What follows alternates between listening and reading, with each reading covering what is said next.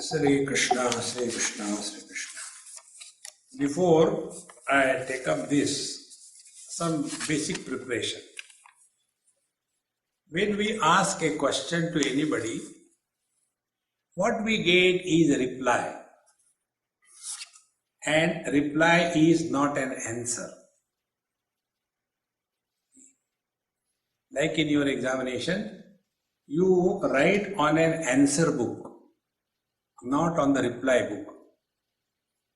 One student wrote on his answer book a reply.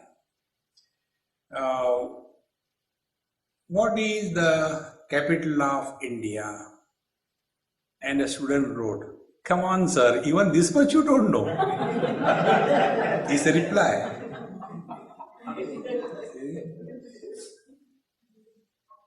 So, reply need not be an answer.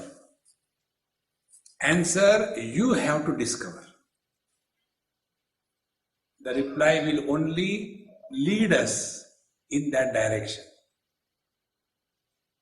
And when you think in that direction, you have to discover the answer. Because the money in your pocket, I cannot become rich. In the same manner, answer in my mind will not solve your problems. You have to discover the answer in your own mind. Because where is the question? Question is in your mind, not in my mind. See? With this, be ready to receive the firing. Please explain the relation between soul, mind and intellect. I think I just now mentioned it. Soul is an expression of Paramatma in the Panchakoshas. And this soul is nothing but, to understand this way, it will be easier. Take this example. Bulb. One is the structure, external structure. Internal structure is the filament. Supply is electricity. Now that electricity, when it goes to the filament, then the light happens. So that light is the soul. And the filament is the mind. And as long as the filament is able to allow the electrical energy to express as light, till then that mind is capable. When the mind fails, when the filament breaks, then no light comes. And intellect and mind, I told you, intellect is a decisive state of the mind, of the thought, not mind. Decisive state of the thoughts, and mind is a confused state of the thoughts. Therefore, when we want to praise somebody, we don't say, "Oh, he has got a good mind." No, we say he has got good intellect. He is intelligent because he is decisive in whatever he has to do or not to do. Swamiji, how does one get rid of bitterness in their heart? Other than prayer. That means this person must have struggled. Only through understanding. See, for example, just example. Suppose I have got bitterness against this mama. It is not just example. She doesn't know. And when she will come, she will say, "Swamiji, how are you?" She doesn't know. And with the moment she comes, "Oh God, she has come again." See? So when I have bitterness against somebody, who is suffering? That body doesn't suffer. We suffer. See? Then how to get out of it? Only one way. Don't interact with that person. Avoid. We are not obliged to answer every question in this world. Just take a detour. and try to select, shift, delete. That's it. Because there are such people are our spiritual examiners. See, it is something like this. One day I was asking in a school, hey, suppose you have to take the first position at the board level, national level, what you have to do? One by one. So one student said, we should study hard. Second said, not only study hard, but we should also know the subject well. So many answers came. I said, all of you are partially right, not fully right. The real thing you are not telling. And they could not. I said, look here, all what you said, your teachers know. Your teachers know every answer to every question. But they can never become first. To remain first in the examination, the first requirement is you should appear in the examination. If you don't appear in the examination, no possibility of first or second position. Apply this principle. Such people in our life, they are our spiritual examination. See, as a husband, if you are happy because your wife is wonderful, what is your contribution? See? And as a husband, although your wife is Kali, Karali, cha Bhayanaka, cha, and yet you are happy, then you are doing spiritual practice. See, I'll tell you about this one example. There was one Malayali couple, both of them are no more now. Very old when I met them. And that lady was from Kerala, married and came to Bombay. This happened sometime in 1890 or 1905, something like that. Very old, they recently died. And when this Malayali husband, very authoritative, very dictative, very much overpowering and all that. So, he will not allow anything to be done by that girl. Whatever I say, that only do. Puja, you should not worship God. For the wife, husband is the God. You do my puja. That kind of funny character. And she said, I was thinking, there is no way out for me. I can't leave and go anywhere. I had to stay with this Rakshasa for the whole life. She first of all accepted. Then, what she was doing, newspaper, when the newspaper comes, she will take out some paper, cutting where Krishna's photo is there, and start talking to him. Before he comes, she has to dispose of that. Like that she started. And as a result, her devotion for Lord Krishna became so intense. And slowly, she started doing gardening, and she had a green thumb. Even in the pot, she could sow the plantain, banana, and they used to bear fruits. Anything she plants must fructify. She used to talk to the trees, plants, flowers. And slowly, when I met her, both of them were old, she told me, Swamiji, you are like my grandson. What do I call you, Swami? I said, you call anything, doesn't matter.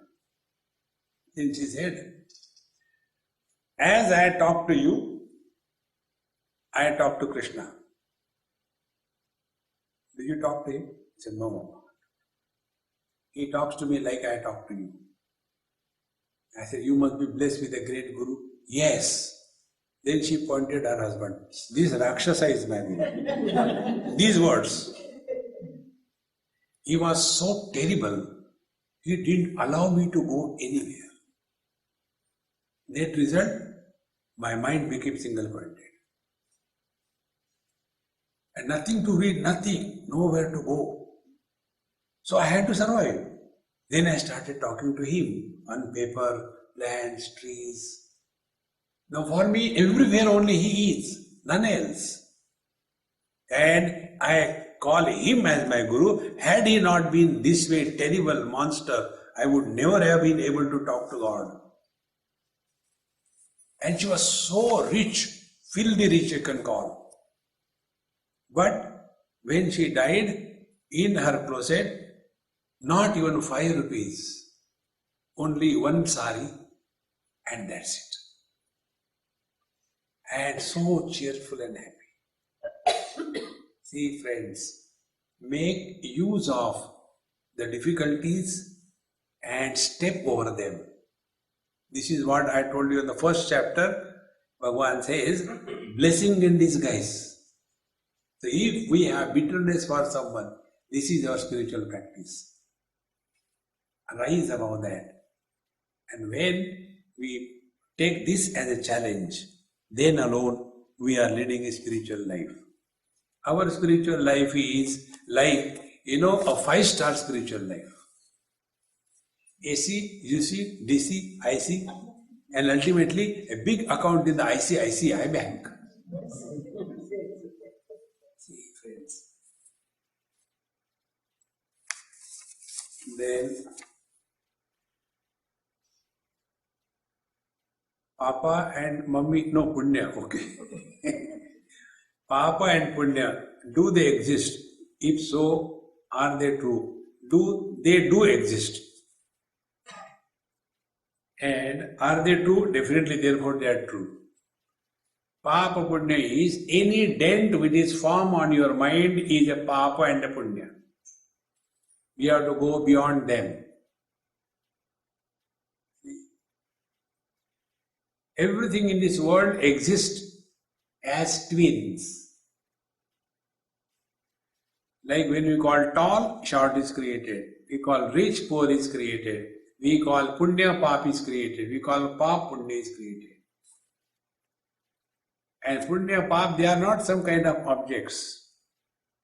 That is the condition of our mind. One example I will tell you. One lady, she wrote me somewhere, Swamiji, I want to be frank with you. I have got some relations with some man. And I don't think it is wrong in that. So what do you have to say? So I replied, ha ha ha ha ha. That's it. WhatsApp is very good, You don't have to write to anything. So I wrote ha ha ha ha. Then she called, Swamiji, what is it ha ha ha ha?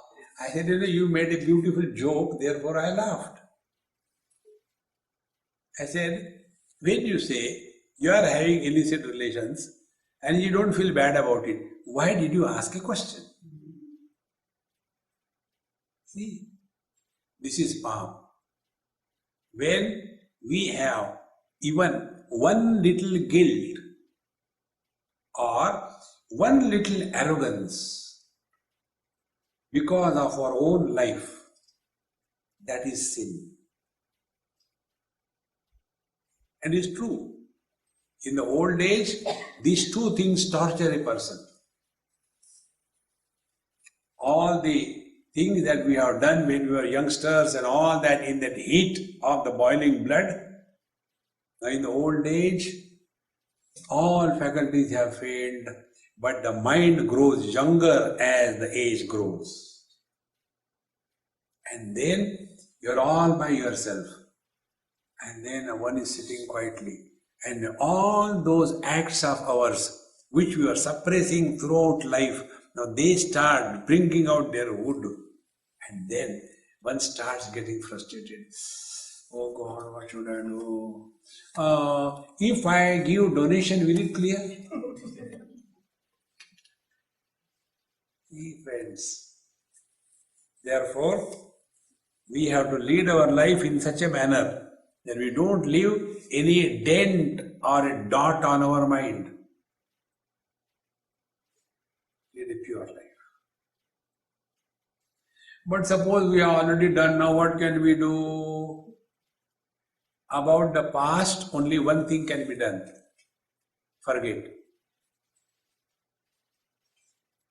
And for forgetting this, the spiritual practice is don't talk about your past. Therefore, I am 100 times shamelessly emphasizing, don't talk about your past. And if we keep on talking about the past, those sins will haunt us throughout life. See, friends, God has given us the highest spiritual gift, the gift to forget. Take money from somebody and forget. You'll be very happy. Okay. It is said that we should be listening to our inner voice to receive a proper guidance when faced with difficulties and challenges in life. I have heard that the inner voice always gives the correct answer, however unacceptable and unfulfilling it may appear to be at the time. My question is, how the inner voice is related to consciousness? Are they one and the same or they are different? If they are different, how do they complement each other? Now see, inner voice is like, I am talking to you. Take inner voice as my voice and take the voice which is amplified through the mic is not my voice. See, every one of us know what is right. But the mic comes in between. Mic means Maya ka karya. No, it is okay, but in this world, if we are to live, we have to do this thing, and therefore we compromise. Tell me, who doesn't know anger is bad? One should not become angry. Who doesn't know? But we do that because we are not listening to our inner voice. Friends, as regards knowledge, wisdom is concerned, none of us lack. Because we are the source of all wisdom in this world. You watch this thing. When somebody dies, we go to their house. What do we talk? Highest philosophy. And in that philosophical speech of ours, we are also surprised. Arey yaar, I never knew. I know so much. But when the same event happens with us, then all the philosophy gets evaporated. See, friends. So knowledge-wise, we are not short of. Application-wise, we are short of. This is what we have seen in the 7th chapter. Knowledge-wise, we are told. Now we have to apply that. And that application is, don't compromise. See, anything that will create a guilt on your mind, avoid. Pure mind is guilt-free mind. See, the mind which is carrying the guilt never have the capacity and the courage to look into the eyes of the world. Such people will be all the time talking and yes, something wrong going on inside. See, friends, therefore, consciousness where it expresses with purity, without modification, without amplification of the ego mic, then it is the inner voice. Swamiji, just wondering, keep wondering. Just wondering the reason why we are born. It is none of our fault. Why you worry?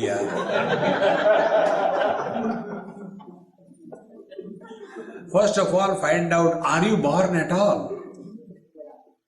See? Somebody tells that you are born and you accept. See, whether this is hot or cold, how can I know unless I experience? Okay, touch it. Yes, it is cold. Is it sweet or bitter? How can I know unless I experience? It is bitter. Okay. I am born. Do you have experience of birth? Why do you accept? About everything, we talk of experience. Have you seen God? One youngster asked me this question. Have you seen God? I said, why should I tell you? No. Vivekananda had asked such a question to Ramakrishna Paramahansa. I said, you may be Vivekananda, I am not Ramakrishna Paramahansa. Dumb fellows. See, friends. Therefore, why we are born is a wrong question. Wrong question cannot be answered. Because find out, are you ever born? And when I am not born is you are convinced about, then all the problems will disappear. Then there is no fear of death. Then there is no fear of going to hell and heaven. Then you don't have to study Sanskrit. Narayana. Swamiji, please summarize the 7 lessons from Gita. Come on, yeah. This is too much. Om Purnamadaha Purnamidam Purnat Purnamudachyate Purnasya Purnamadaya Purnameva Vashishyate. Om Shanti Shanti Shanti. Harihi Om. Shri Gurubhyo Namaha. Harihi Om.